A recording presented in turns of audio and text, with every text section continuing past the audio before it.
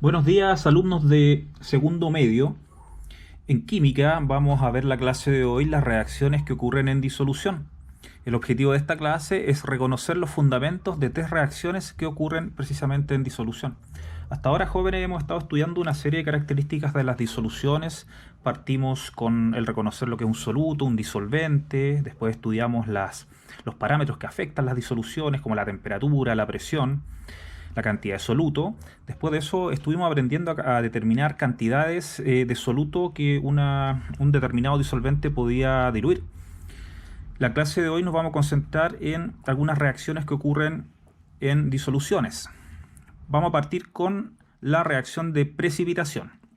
Para esto vamos a utilizar el sulfato de hierro, lo vamos a mezclar con el hidróxido de sodio y esto nos va a generar el sulfato de sodio y además la molécula de hidróxido de hierro.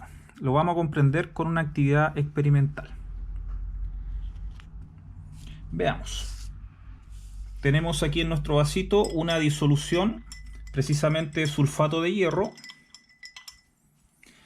A un costadito tenemos una disolución de hidróxido de sodio que yo ya la he preparado previamente. Veamos. Tomamos entonces el hidróxido de sodio y lo vamos a disponer en la solución de sulfato de hierro. Y observamos que de inmediato se produce la reacción química acusada por el cambio en la coloración. Si nosotros dejamos reaccionar esto por un periodo de tiempo prolongado, vamos a obtener el siguiente resultado. Esto yo ya lo preparé previamente debido a que se demora el proceso de precipitación, así que para que no perdamos tiempo lo tenía listo.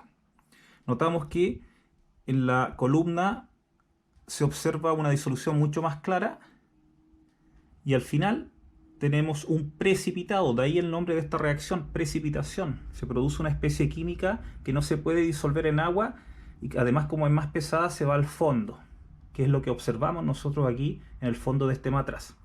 A continuación vamos a analizar lo que ocurre desde el punto de vista químico. Veamos, la fórmula química del sulfato de hierro, ahí la tenemos.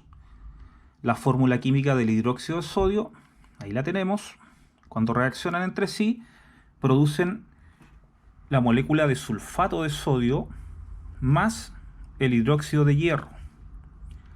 En definitiva, en nuestro matraz teníamos al sulfato de sodio diluido en el agua, porque el sulfato de sodio es una molécula que fácilmente se diluye.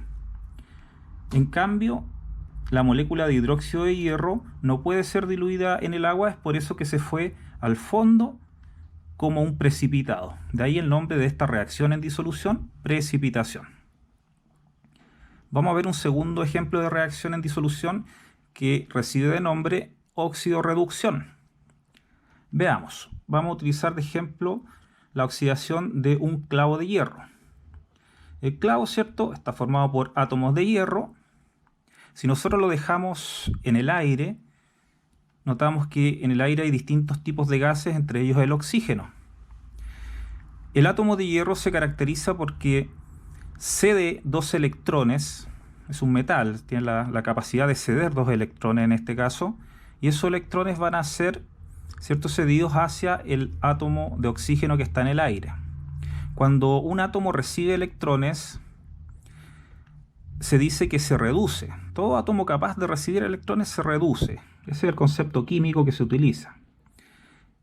Por otro lado, el átomo de hierro ha cedido, ha regalado electrones, entonces se dice desde el punto de vista químico que se oxida.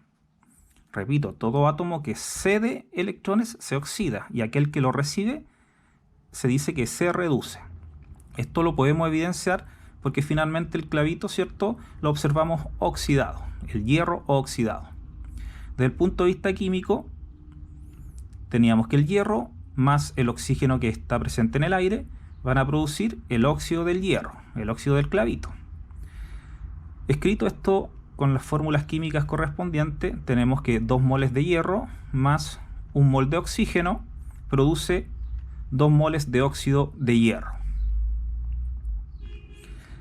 El hierro es conocido como agente reductor porque se oxida Y el oxígeno es conocido como agente oxidante porque se reduce. Esto quiere decir que no existe el proceso de oxidación sin el proceso de reducción. Ocurren siempre de manera conjunta. Vamos a ver a continuación el tercer tipo de reacción en disolución, que lleva de nombre reacción ácido-base.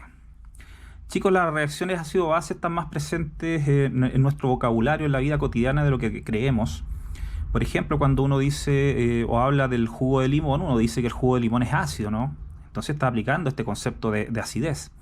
Por otro lado, el sal de fruta o el carbonato de calcio, ¿cierto? O el carbonato de sodio son elementos característicos por tener un pH alcalino o básico. Para entender el concepto de ácido y base, se creó una escala. Esta escala parte en el 0 y termina en el 14 con un punto intermedio en el valor 7. Toda sustancia que tenga pH bajo 7 se dice que se comporta de manera ácida. Y toda sustancia que tiene un pH sobre 7 se dice que tiene un comportamiento básico o alcalino. Las sustancias cuyo pH tiene un valor de 7 se dice que su pH es neutro. Por ejemplo, los jabones, ¿cierto? Los jabones se preparan con pH neutro. Para comprender el ámbito de aplicación de esta escala de pH, vamos a realizar una actividad experimental. Veamos. Tenemos entonces un vasito con agua.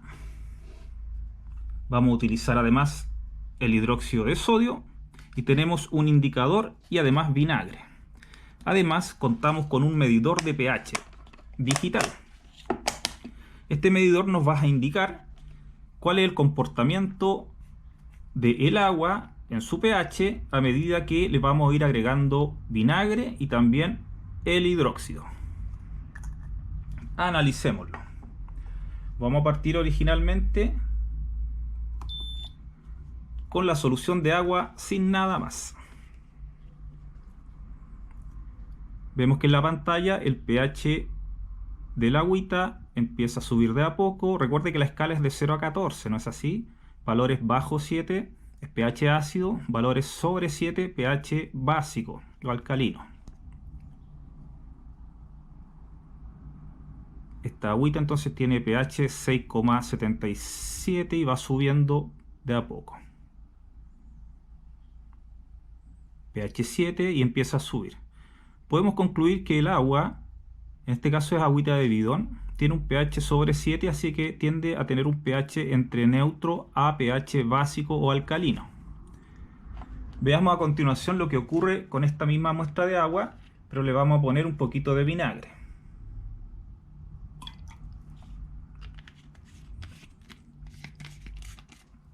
Homogenizamos un poquito para que se forme la disolución, ¿cierto? Recuerde que eso estamos estudiando, reacciones en disolución. Disolución de vinagre en agua. El vinagre tiene una molécula que le otorga ese carácter ácido que se llama el ácido acético precisamente. Vamos a medir nuevamente y nos damos cuenta que ahora el pH del agua ya no está sobre 7, sino que está bajo 7, así que podemos asumir que ahora el agüita, ¿cierto?, tiene un carácter ácido, 3,52. Eso debido al ácido acético presente en el vinagre. Pero además las reacciones ácido-base se caracterizan porque pueden ser neutralizadas. ¿Qué quiere decir esto? Yo puedo anular los efectos ácidos del vinagre aplicando una sustancia alcalina o básica. En este caso, el hidróxido de sodio es una sustancia muy alcalina. Veamos cómo podemos anular la acidez de esta muestra. Interesante, para poder darnos cuenta cuando se produce esta anulación de la acidez, vamos a utilizar un indicador. Este indicador produce un color cuando se está produciendo la reacción entre la base con el ácido. En este caso vamos a utilizar fenolftaleína. Voy a agregar unas gotitas. Suficiente. Lo tapamos. Listo. Veamos entonces la reacción. Notamos que rápidamente el colorante en gotitas que agregamos, la fenolftaleína, nos avisa que el ácido del vinagre se ha neutralizado con el hidróxido de sodio, que es una base. Midamos el pH. Recuerden que la última medida nos decía que el agua con vinagre era ácida. Veamos lo que ocurre ahora.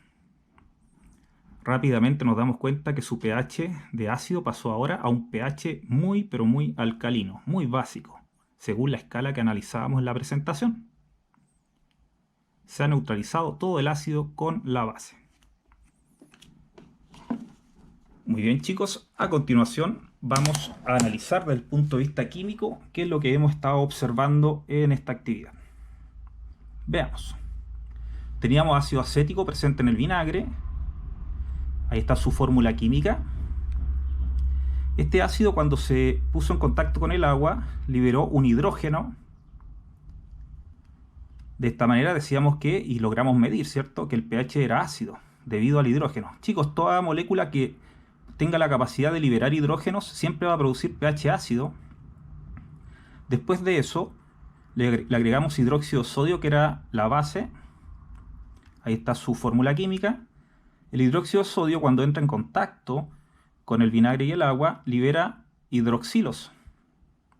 Toda sustancia que libera hidroxilos produce pH básico. Es por eso que finalmente el pH aumentó, ¿cierto? Subió a pH sobre 11.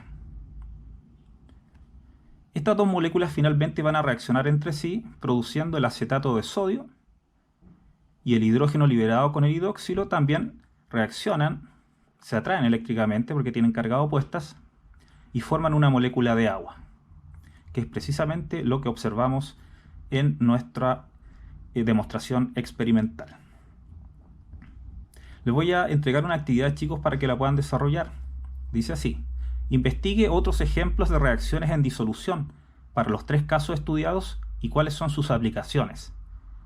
Es decir, hoy día estuvimos estudiando la reacción en disolución de precipitación, de óxido-reducción y de ácido-base. Por favor, busque otros ejemplos, lógicamente que no sean los mismos que estuvimos viendo esta clase, y cuáles son sus aplicaciones, ¿cierto?, en la vida cotidiana o también en la industria podría ser.